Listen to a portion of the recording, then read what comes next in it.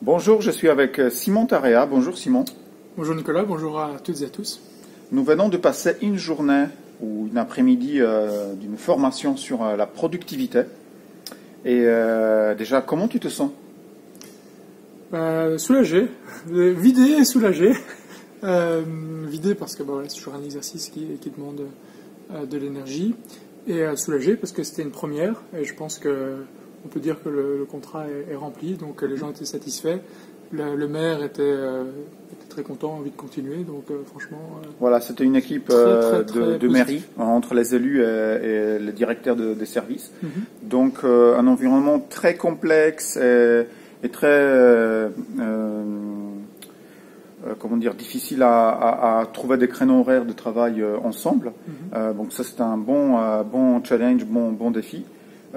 Est-ce que tu peux te présenter rapidement? Tu es formateur, tu es quelqu'un qui est ceinture noire dans une discipline, c'est quoi? Raconte-nous.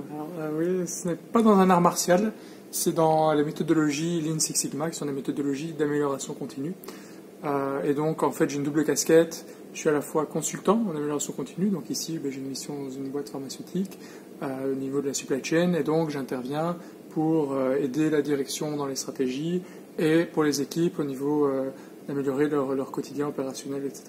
En plus de ça, donc, je donne des formations certifiantes, puisque comme tu l'as mentionné, ça suit la même logique que les arts martiaux asiatiques, c'est-à-dire que c'est un système de ceinture, et donc il y a des certifications ceinture blanche, ceinture jaune, ceinture verte, ceinture noire, et même Master Black Belt, donc l'équivalent des ceintures noires Dan avec des Dan, si vous voulez. Donc moi je suis sur cette échelle des ceintures noires, et donc je forme des gens ceinture jaune et ceinture verte. Ok. Tu es aussi médaillé au championnat de France en mind mapping. Et tu pratiques la lecture rapide? Exactement. Oui, en fait, j'applique l'amélioration continue dans le cadre de mon travail, mais surtout et avant tout dans le cadre de mon quotidien pour améliorer mes compétences sans cesse. Je suis quelqu'un qui adore apprendre, c'est peut-être ma valeur la plus importante.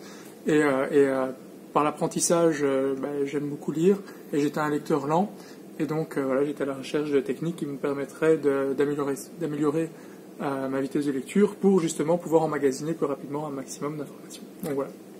Tu vas donner aussi une conférence le 16 mars oui, à c'est Paris. Vrai.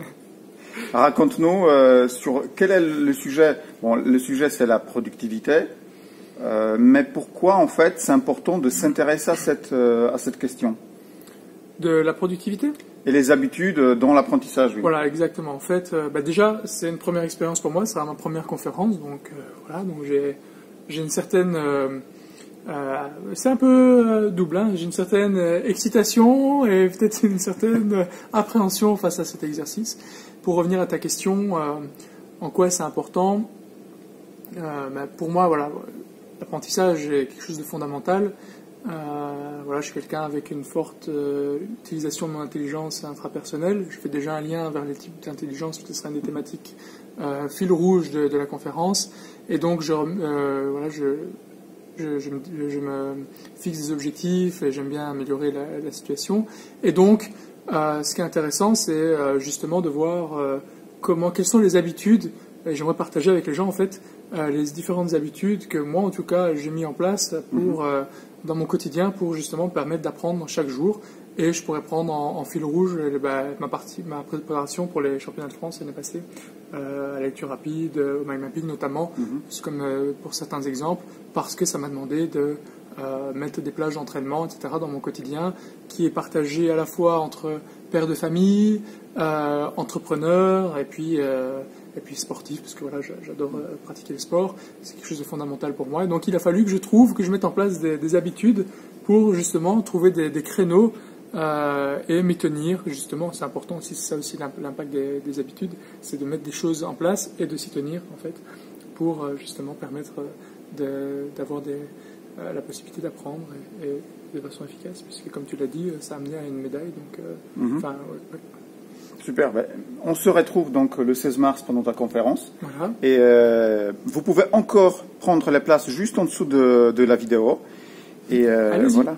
On se retrouve à Paris. À bientôt. À bientôt. Merci.